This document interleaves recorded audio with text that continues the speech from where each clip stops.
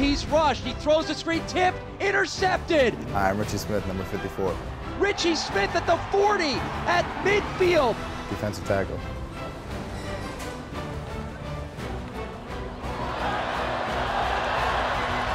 And you're in the bullseye.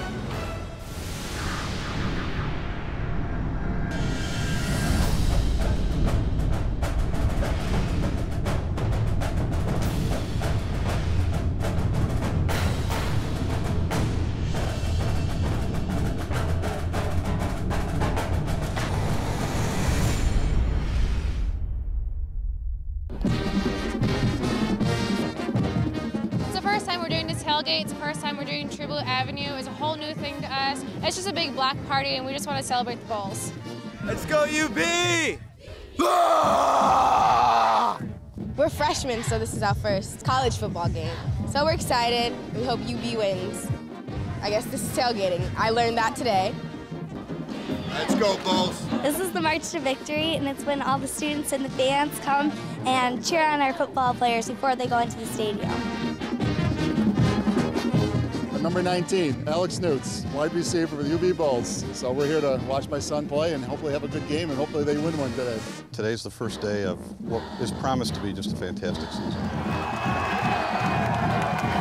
Welcome to Bullseye inside UB Athletics. I'm Paul Peck at UB Stadium in Buffalo, where the Bulls get their first win of the year in front of a big and loud crowd of UB fans. It's a victory for the Buffalo Bulls. We'll hear from the players and head coach Jeff Quinn. It does allow our kids to feel that sense of accomplishment. A lot of hard work has gone in to get into tonight, and you know, it's one of many, as I said, and we need to have that feeling each and every week. Touchdown Bulls! I'm joined by UB Bulls radio color analyst Jim Kubiak following this 35-7 Buffalo Bulls victory over the Stony Brook Seawolves. Exactly what the Bulls needed to do to beat an FCS team, but even more so, Jim, they just needed a victory, and it has to feel good for Jeff Quinn and the players to finally walk off this field with their heads held high. Well, absolutely. It feels good for us. It feels good for the players, and especially for that coaching staff. And they handled their business, as you said earlier tonight. They handled their business very well, offensively and defensively. And you know, I think they can take some momentum here into next week. Well, Brandon Oliver, after the 35-carry performance against Pittsburgh, basically had kind of a night off. Only 15 carries, but he turned it into 126 yards rushing and 3 long touchdown runs. You could see the power and the strength that he runs with, especially when he pulled away and broke some tackles on some of those long runs. It was kind of impressive to see that size of a guy with that much strength run. Well, I think 5'8", 200 pounds. He runs solo and he has so much power, but great to see the speed.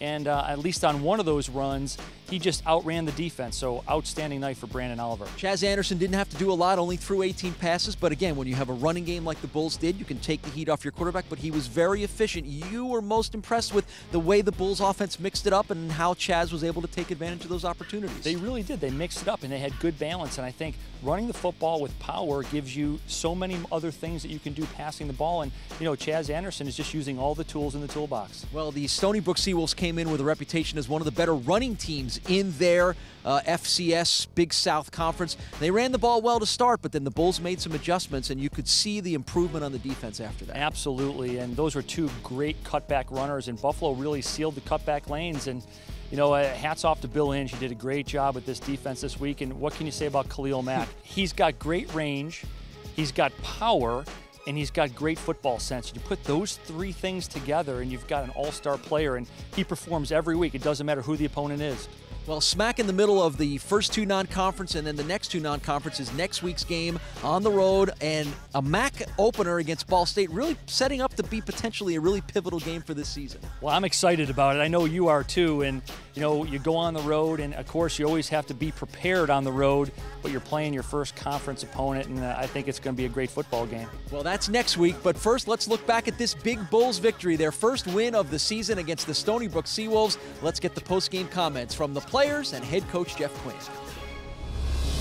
We couldn't be more proud to be able to deliver on our efforts. A great night, and if you look at it, I think really the tell-all was the explosive plays. First play, 57-yard touchdown.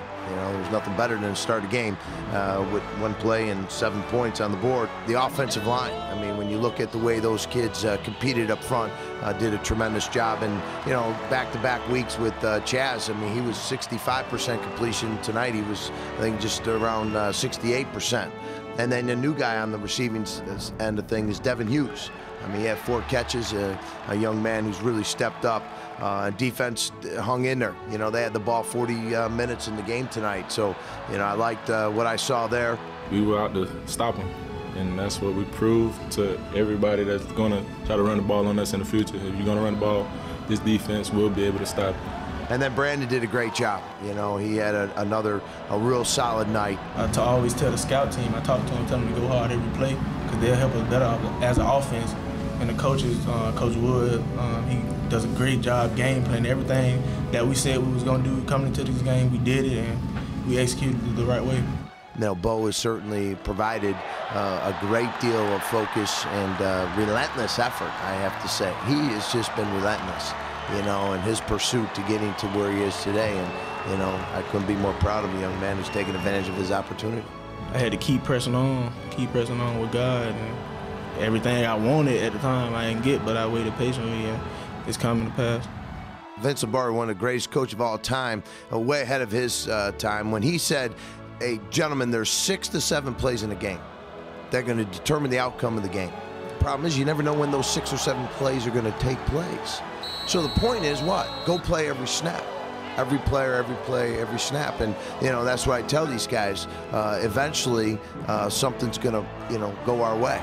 Proves that we're a great football team, for one, and also it just helps us get over that hump from where we were and start a new hump where we can continue to go up and excel as a team, and that's what we're going to do this year.